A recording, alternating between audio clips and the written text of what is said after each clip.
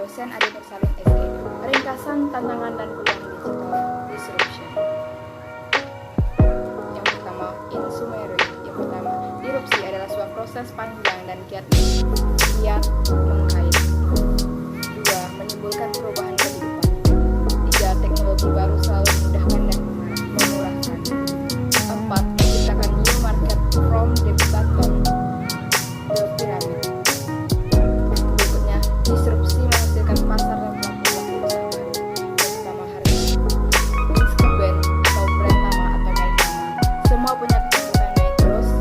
Ini kalau di kurva permintaan atau demand curve dengan banding, maka harga akan semakin mahal.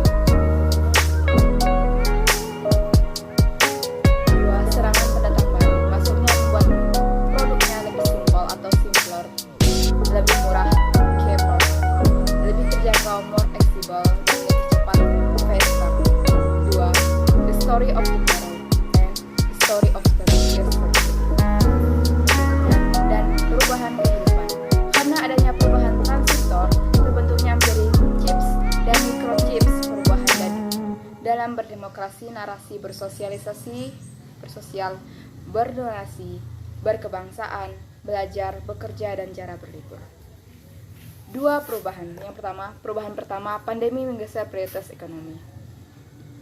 Kesehatan, home, digital, venture, donat ekonomi di kota utama, dan 10 ledakan ekonomi kehidupan. Yang pertama, pandemi membentuk ekonomi donat, yang dimana ekonomi di tengah-tengahnya kosong, mati kota-kota kosong. 10 ledakan ekonomi dan kehidupan. Ledakan kreativitas, home sweet home. Ledakan wisata luar ruang, konten. Ledakan kolaborasi, ledakan kecerdasan, ledakan kehidupan artifisial, ledakan useless, ledakan non-degree, ledakan open site, plus ledakan lainnya. Investor baru, Great Recession. 2. Perubahan kedua, tantangan jangka panjang, the great shifting ke kehidupan artifisial. Terjadi penguatan pada dunia artifisial. World mencapai 0 sampai 1.800 atau 0 sampai 1 miliar. World mencapai 1.800 sampai 1.960 atau 1 sampai 3 miliar. World mencapai 1.960 sampai 1.999, 3 sampai 6 miliar. World mencapai 1.990 sampai 2037, 6 sampai 9 miliar. World mencapai 2037, 9 sampai 13 miliar. 3. Populasi dan tuntutan baru. Population growth, natural living.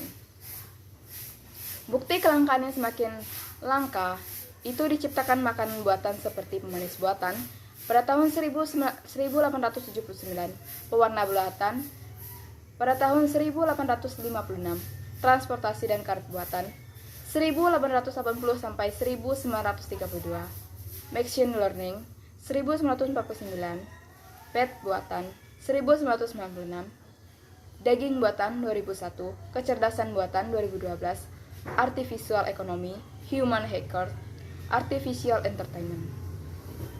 4. Artificial living, natural living atau artificial food, transportasi, kebutuhan sehari-hari, organ tubuh, kecerdasan, dan game, ekonomi, lokasi, dating, seks, pasangan, dan kehidupan.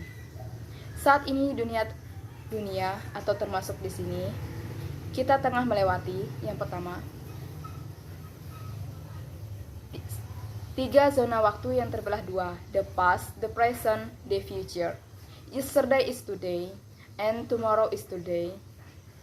Story of tomorrow and story of the yesterday. 2. Membentuk 2 narasi yang berbeda, hari esok atau kemarin. Kedua narasi bukan sekedar narasi, melainkan dibentuk struktur teknologi, proses, model bisnis, dan people yang berbeda. Alat pembayaran terus berevolusi. Cash, bank, fintech. Pasar yang juga terus berevolusi. Actual reality, artificial reality. Begitu juga dengan logistik, monopoli atau oligopoli atau wait and see, logistik plus ekosistem. So, apa yang akan dilakukan? Yang pertama, putuskan yang akan dilakukan. Putuskan di mana Anda berada. Are you belong to yesterday or tomorrow? 2. Mindset, seperti apa yang ada di organisasi Anda.